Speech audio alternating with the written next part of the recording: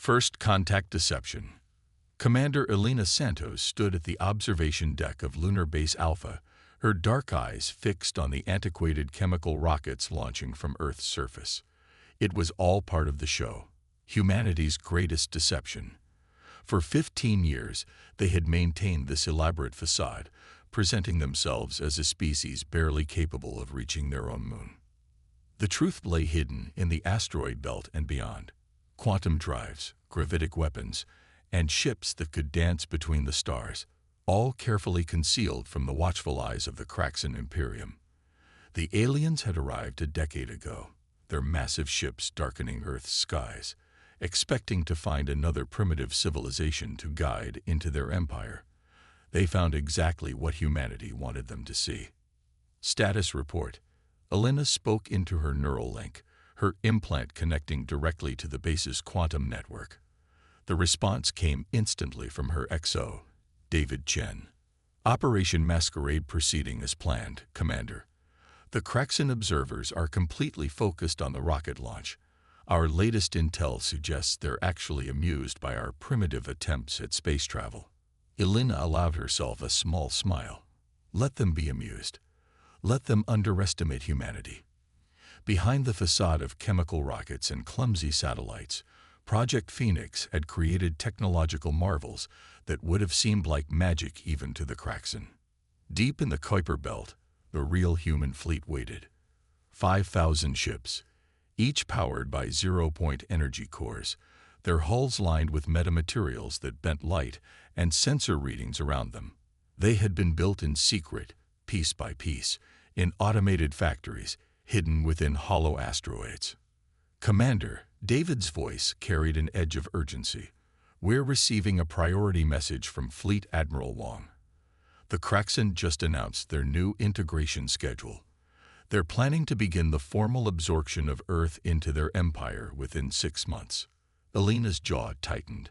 The Kraxan's version of integration was little more than glorified slavery, stripping planets of resources and reducing their populations to cheap labor.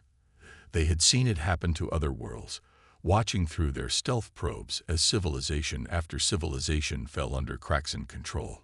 Send my acknowledgement to the Admiral, Elena replied. Tell her Phoenix Base concurs. It's time. The pieces were in place. For 15 years, humanity had played the part of the primitive species, all while preparing for this moment. Their fleet was larger than anything the Kraxan could imagine. Their technology, developed in absolute secrecy, had taken different paths than standard Kraxan science. Where the aliens relied on brute force and overwhelming power, humans had perfected stealth, precision, and efficiency. Elena turned from the viewport, heading to the real command center hidden beneath the lunar surface.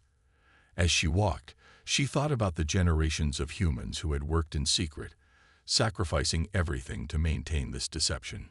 Scientists who developed revolutionary technologies but could never publish their work. Soldiers who trained for years in hidden facilities, knowing they might never see Earth again. The hidden command center hummed with activity as Elena entered. Holographic displays showed the positions of every Kraxan ship in the solar system.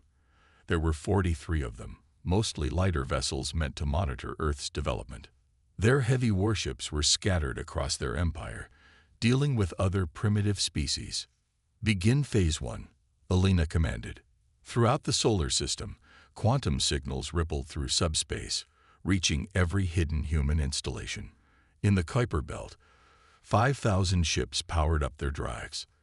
In the asteroid belt, automated factories began their final production runs.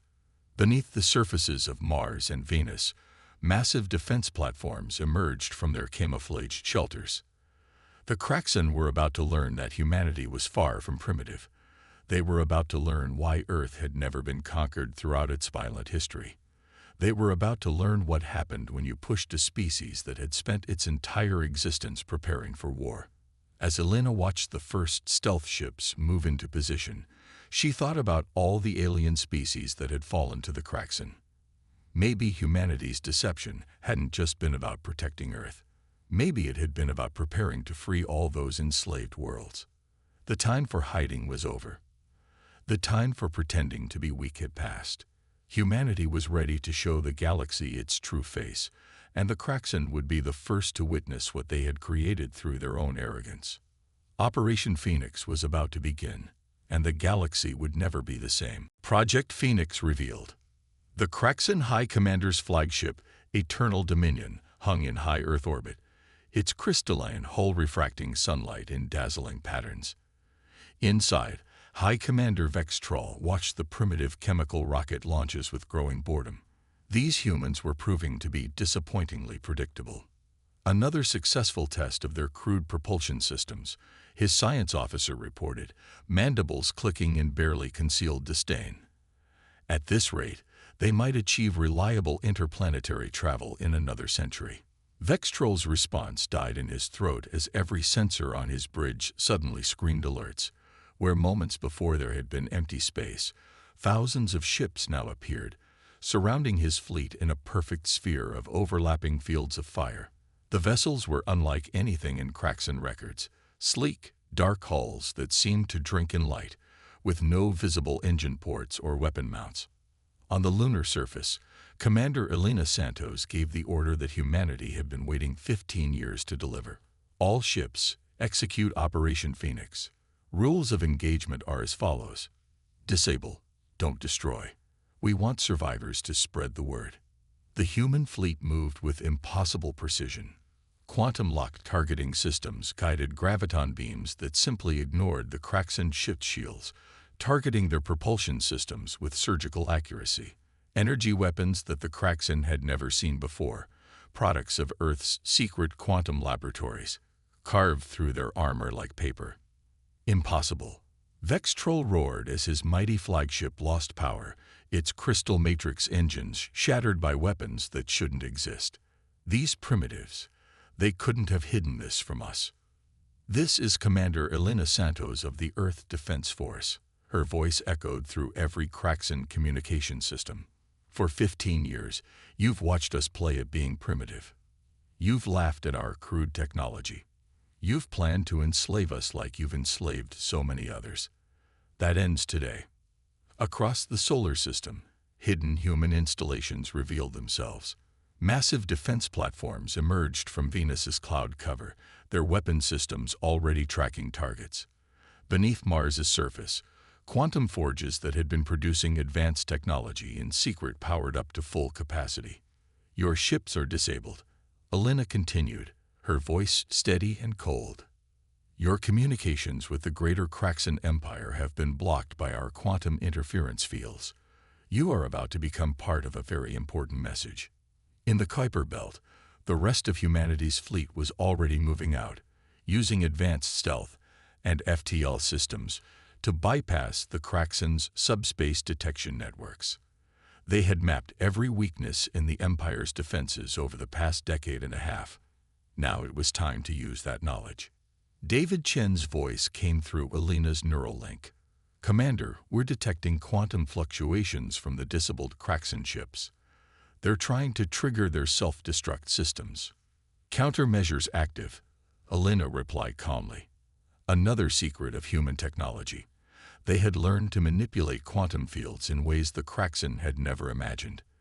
The aliens' attempts to destroy their ships fizzled against humanity's defenses. Fleet Admiral Wong's hologram appeared in the Lunar Command Center. Phase 1 complete, Commander Santos. All Kraxan ships in the solar system have been neutralized. No casualties on either side. Phase 2 is already underway. Elena nodded. Phase 2, the liberation of the nearest enslaved worlds. Humanity hadn't just been preparing to defend Earth. They had been preparing to free the galaxy from Kraxan dominion. The ships now streaking out of the solar system carried more than weapons. They carried hope for countless enslaved species. Bring the High Commander to me, Elena ordered. It's time he understood exactly who and what he's been dealing with. When Vextrol was brought to the lunar base, his mandibles clicked in shock at the sight of technology that surpassed even Kraxan achievements. Quantum computers that made their crystal matrices look primitive. Energy manipulation systems that defied their understanding of physics. How? He finally managed to ask, "How did you hide all of this?" Elena smiled, but there was no warmth in it. "We learned from history, High Commander. Every time a technologically superior force encountered a primitive civilization on Earth, it ended badly for the natives. So when we detected your ships approaching our solar system 15 years ago, we decided to change the script. We showed you what you expected to see, a primitive species struggling to reach their own moon, all while we built something far greater in secret." She gestured to a holographic display showing human ships already engaging Kraxan forces across multiple star systems. "Your empire never considered that a primitive species might be capable of such deception. Your arrogance blinded you to the possibility that we might be more than we appeared. That was your first mistake. Your second was threatening to enslave humanity." The High Commander watched in mounting horror as reports came in from across Kraxan space. The humans hadn't just built a fleet. They had created an entirely new form of warfare based on stealth, precision, and technologies that approached the realm of magic. Operation Phoenix wasn't just a revelation of human power. It was the beginning of a revolution that would reshape the galaxy. And it had all started with humanity's greatest strength: the ability to deceive, adapt, and prepare for the worst while appearing harmless. The game of pretense was over. Now it was time for humanity to show the galaxy who they really were. The coalition wars begin. The news of humanity's stunning victory over the Kraxan spread through the galaxy like a supernova. On 1,000 worlds, beings of all forms watched in amazement as footage of Earth's advanced fleet systematically dismantling the supposedly invincible Kraxan armada played on repeat. But in the shadows of this triumph, darker forces were already moving. Elena Santos stood before the Emergency Galactic Council, hastily convened on the neutral world of Proxima Ia. The chamber was filled with representatives from dozens of species, some previously subjugated by the Kraxan, others who had maintained an uneasy independence. Their varied forms created a living tableau of galactic diversity: crystalline luminians, gaseous Aetherian collectives, the insectoid Virics, and many more. "Humanity extends an invitation," Elena announced, her words translated simultaneously into hundreds of languages. "For too long, the Kraxan Imperium has dominated through fear and superior technology. We've proven that their superiority was an illusion. Now we offer you a choice: continue living under their shadow, or join us in breaking their power forever."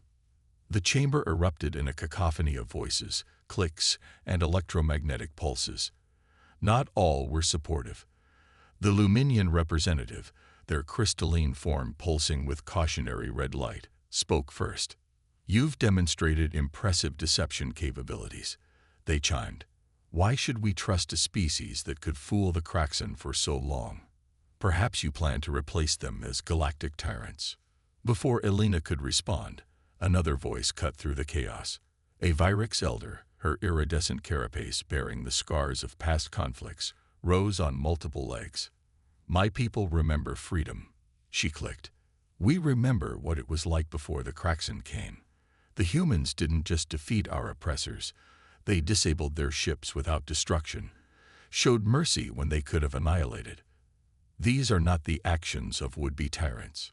Fleet Admiral Wong's image appeared beside Elena, transmitted from the flagship Terran vessel Deception's End, currently liberating its third Kraxan-controlled system. "We understand your concerns," Wong addressed the council. "That's why we're proposing a true coalition, not an empire. Each species maintains autonomy. We share technology, coordinate defense, and ensure no single power can ever dominate the galaxy again." In orbit above, David Chen monitored the growing fleet of liberation. Ships from newly freed worlds were already joining the human armada, their crews learning to use the advanced technology humanity was freely sharing.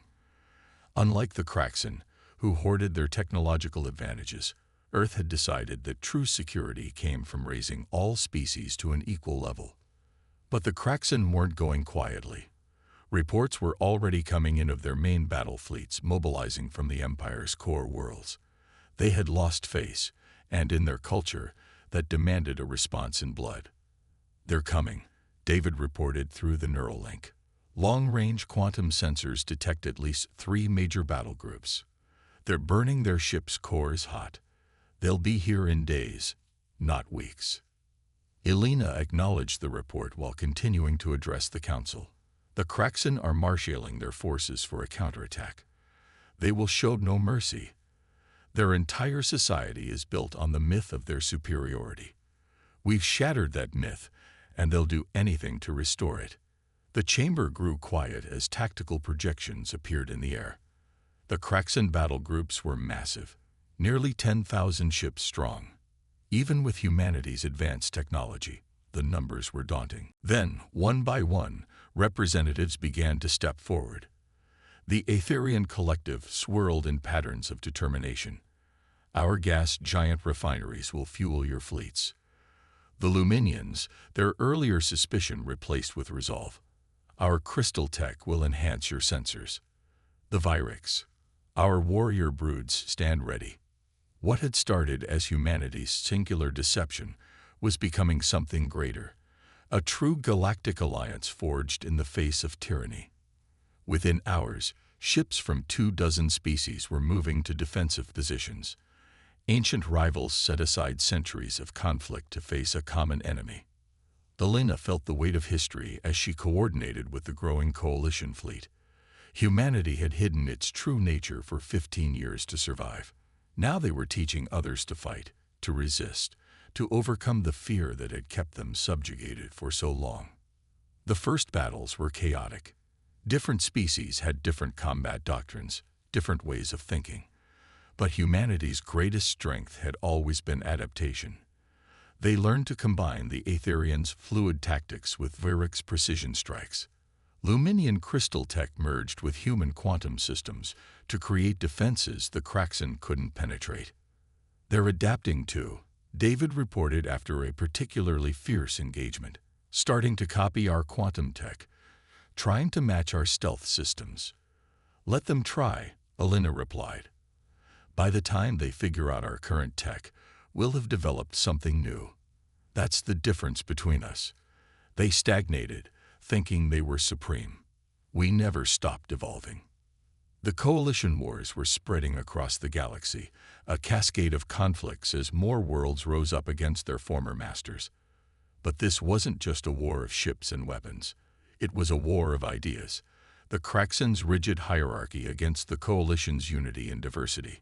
And deep in human space, Project Phoenix was entering its next phase.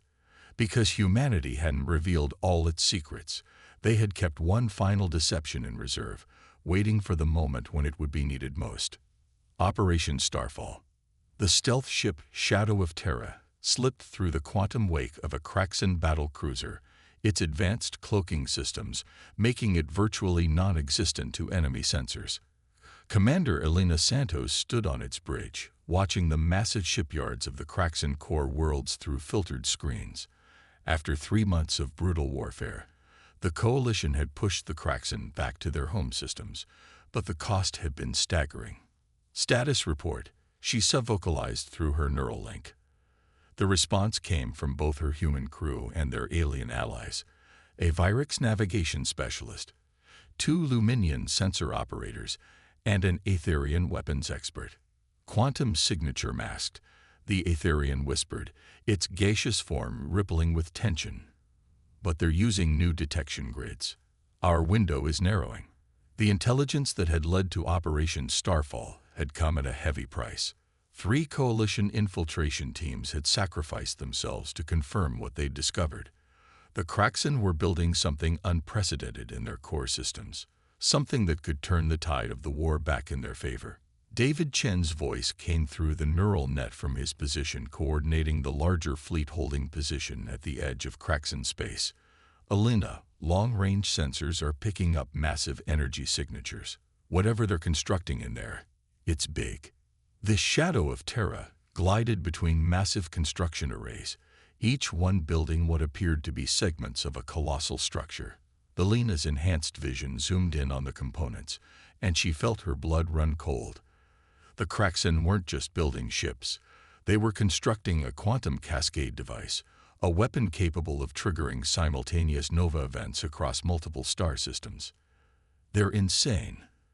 The Luminian sensor operator chimed, its crystalline form dimming with horror. That device could destabilize hundreds of stars. Billions would die.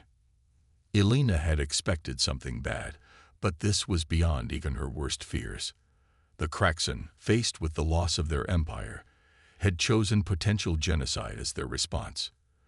But there was something else, something about the construction that nagged at her tactical training. Look at the quantum resonance patterns, she directed her crew. They're using a variant of our own technology. They must have captured enough of our ships to reverse engineer some of our systems. This was the moment Project Phoenix's final phase had been designed for. While humanity had revealed most of their advanced technology to their allies, they had kept one discovery hidden: the true nature of quantum space itself. Begin Phase Omega, Elena commanded. Throughout the ship, hidden systems activated. The quantum core at the heart of the vessel began to pulse with a strange, almost organic rhythm. This was humanity's ultimate secret. They hadn't just learned to manipulate quantum fields. They had discovered that quantum space itself was semi-sentient. The Aetherian weapons expert rippled in surprise as new displays appeared before it. These energy patterns, they're impossible. They're alive. Not impossible, Elena corrected. Just hidden. We discovered it by accident during our early quantum experiments. The space between spaces, the void between realities. It's conscious, and we learned to communicate with it. The shadow of Terra began to glow with an inner light that no sensors could detect. Around them, quantum space itself seemed to bend and twist, responding to the ship's call. The massive Kraxan construction arrays began to shudder as reality itself rebelled against their presence. Send the signal, Elena ordered. Across Kraxan space, hidden quantum cores in captured or destroyed human vessels activated. Each one began broadcasting the same message, not in radio waves or tachyons, but in the fundamental language of space-time itself. The effect was instantaneous and devastating. Quantum-based technology across the Kraxan Empire began to fail as space itself rejected their crude attempts to manipulate it. Their mighty warships, their advanced weapons, even their basic systems began to shut down. By the first light, the Luminian breathed, its crystal form blazing with amazement. You didn't just master quantum technology. You made an alliance with quantum space itself. Elena nodded grimly. We realized early on that the Kraxans' approach to quantum mechanics was fundamentally flawed. They tried to force it to obey them, to bend it to their will. We learned to ask, to cooperate with the underlying consciousness of reality itself. The quantum cascade device, nearly complete, began to break apart as its systems failed. The Kraxan shipyards, once bustling with activity, fell silent as their quantum cores went dark. And through it all, the shadow of Terra continued its silent broadcast, teaching quantum space to recognize friend from foe. Coalition fleet, you have a go, Elena transmitted to David. As she watched, thousands of ships dropped out of FTL, their quantum cores singing in harmony with the consciousness of space itself. They weren't just attacking with weapons anymore. They were working with the very fabric of reality to reject the Kraxans' dominion. But even as victory seemed within reach, Elena's tactical training screamed a warning. The Kraxan weren't known for accepting defeat gracefully, and cornered enemies were often most dangerous. Multiple power spikes. The Vyrix navigator chittered in alarm.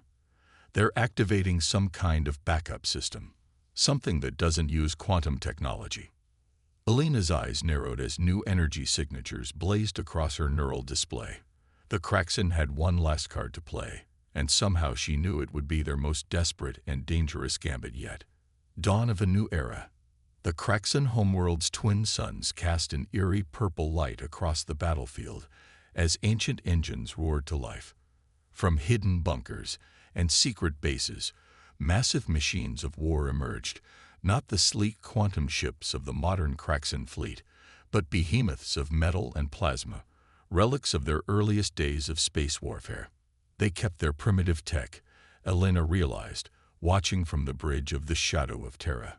All this time, they maintained a backup fleet that didn't rely on quantum mechanics. The ancient Kraxan warships were ugly, brutal things, powered by antimatter reactions, and armed with weapons that ripped holes in space through sheer brute force. They couldn't be shut down by quantum space's rejection because they didn't try to manipulate it at all. Coalition forces maintain formation. Fleet Admiral Wang's voice rang across the command network. Remember your training. Primitive or not, these are still enemy combatants. The battle that followed was unlike anything in galactic history. The Coalition's quantum-enhanced ships danced through space with impossible grace, while the Kraxan's ancient warships responded with overwhelming firepower. Where finesse failed, they simply vaporized entire regions of space. They're targeting civilian populations, David Chen reported, his voice tight with anger. These ships don't have the precision for military strikes. They're just trying to cause maximum damage. Elena watched as a Kraxan dreadnought unleashed a barrage that obliterated one of their own orbital cities. The Kraxan were beyond caring about casualties now. This was their last stand, and they intended to make it as costly as possible. But humanity had planned for this too. Even as the Coalition fleet engaged the ancient warships, Elena activated the final protocol of Project Phoenix. Throughout the battle zone, quantum space began to change, not through technology or force, but through communication. What's happening? The Etherian weapons expert gasped, its gaseous form swirling in confusion as new readings appeared on their sensors. We're not just talking to quantum space anymore, Elena explained. We're teaching it to talk to normal space, to bridge the gap between the quantum realm and the material world. The effect was subtle at first. The Kraxan's antimatter reactions began to sputter as quantum effects bled into normal physics. Their weapons, designed to ignore quantum mechanics entirely, found themselves subject to uncertainty principles they couldn't account for. Impossible. A Kraxan commander's transmission cut through the battle noise. You can't change the fundamental laws of physics. We didn't change them. Elena responded on an open channel. We just helped two aspects of reality learn to work together, just like we did with the species of this galaxy. The Coalition fleet pressed their advantage. Luminian crystal tech interfaced with quantum-enhanced targeting systems, while Varric strike squadrons exploited the growing instabilities in the Kraxan ship's antimatter cores.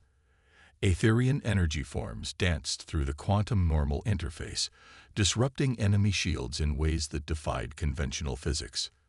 But the Kraxan weren't finished.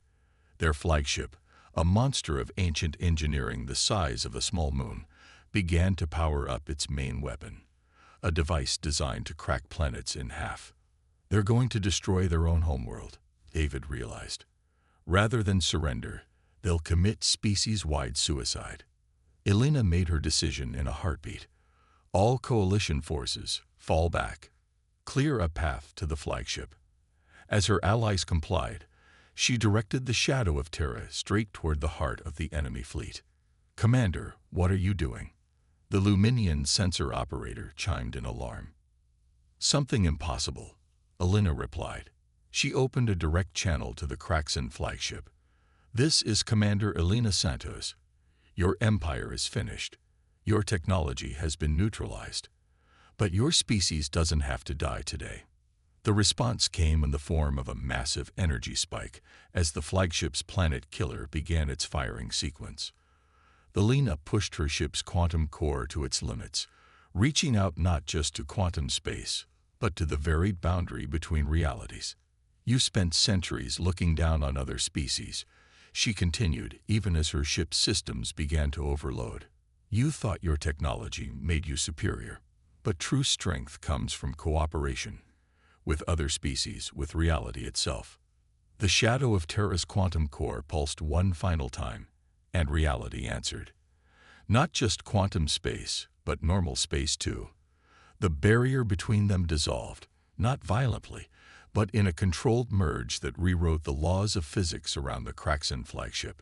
The planet killer's energy discharge simply ceased to exist, converted into quantum potential, and dispersed harmlessly across multiple dimensions. The ancient warships found themselves operating in a realm where their crude physics no longer functioned properly. "Stand down," Alina ordered, "or we'll expand this effect to your entire system. Your weapons won't work. Your engines won't work. You'll be stranded in a pocket of space that no longer plays by your rules." For a long moment, silence reigned across the battlefield. Then, one by one, the ancient Kraxan warships began powering down their weapons. Their empire had fallen not to superior firepower, but to a fundamental shift in how reality itself operated. In the days that followed, as the Coalition began the work of rebuilding, Alina stood before the Galactic Council once again. But this time, she wasn't asking for allies against the Kraxan.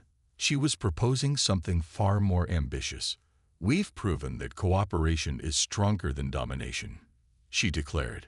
"Between species, between ships, even between different aspects of reality. Let's build something new, not an empire, not even just a coalition, but a true galactic community." The shadow of Terra's quantum core was studied and replicated, its lessons about communication with reality itself spreading to all member species. The Kraxan, stripped of their empire but spared extinction, began the long process of learning to work with others as equals. And humanity, who had hidden their true nature for so long, found they no longer needed to deceive. They had helped forge a galaxy where strength came not from pretense or power, but from the ability to cooperate, adapt, and grow together.